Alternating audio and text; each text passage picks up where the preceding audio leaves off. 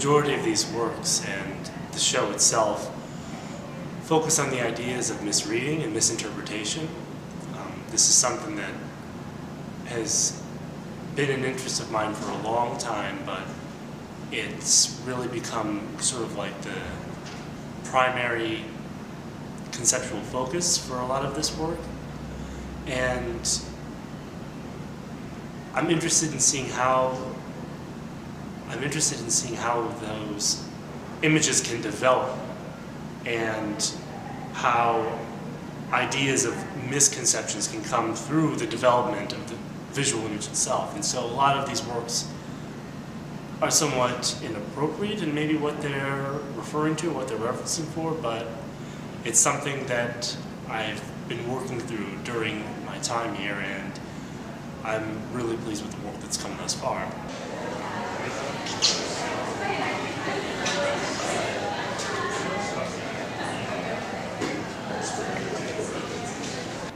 With the inclusion of one of my sketchbooks and as well as some of the drawings that were the basis for the work, I wanted them to just sort of be scattered about around the exhibition and for people to maybe use them as jumping off points.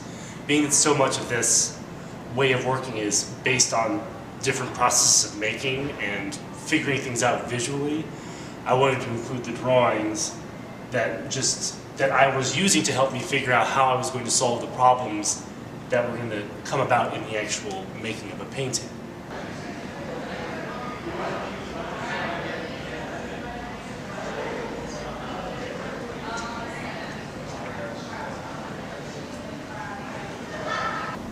Humor has always been an important characteristic of most of my work, and if you were able to dig deep enough into almost anything that I probably produced, you could probably find some grain of humor or coincidence or something that I find amusing. The iconic puns are a way of me sort of taking a lot of the things that I enjoy from history and from art and applying a sort of contemporary twist onto them to just show how loose an ideology can be manipulated. And so being that they kind of have that sort of collaging or meshing together of disassociative information, I decided to also include them throughout the show.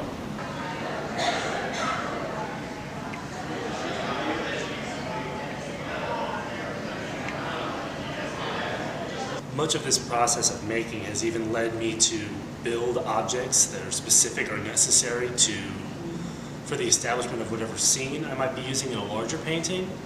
And there is a touch of humor, but there's also sort of a sense of mystery about some of them too. Like, they just seem really, I don't know, maybe disgusting or curious. And it's that mystery that I think adds on to the paintings, because that's something that's really compelling to the viewer or to the participant for that matter, is the engagement of trying to understand.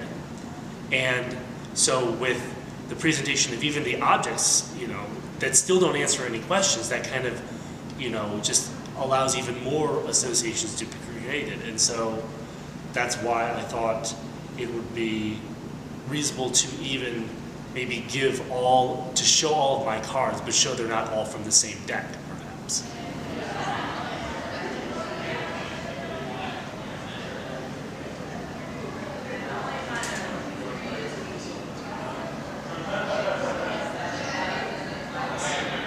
Now, I've always been fascinated with portraiture. I've always been doing it ever since I started taking art seriously. But something that came about in this investigation, in this process, was this sort of Facebooking of individuals. And so it was mainly an idea of sort of taking something that is so familiar, i.e. like a text, a physical book, and another one which is the construct of the portrait, and literally applying them on top of one another.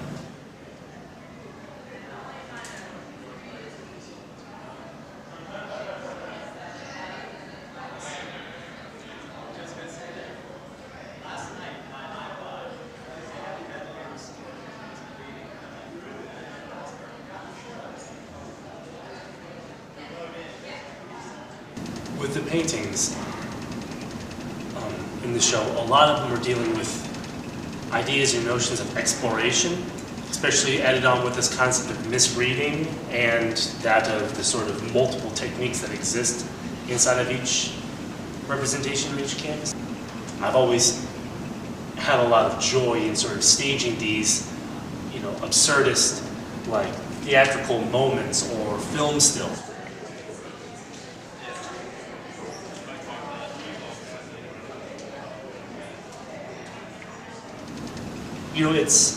It's again tapping into that mystery or the unknown that I think people really enjoy about it.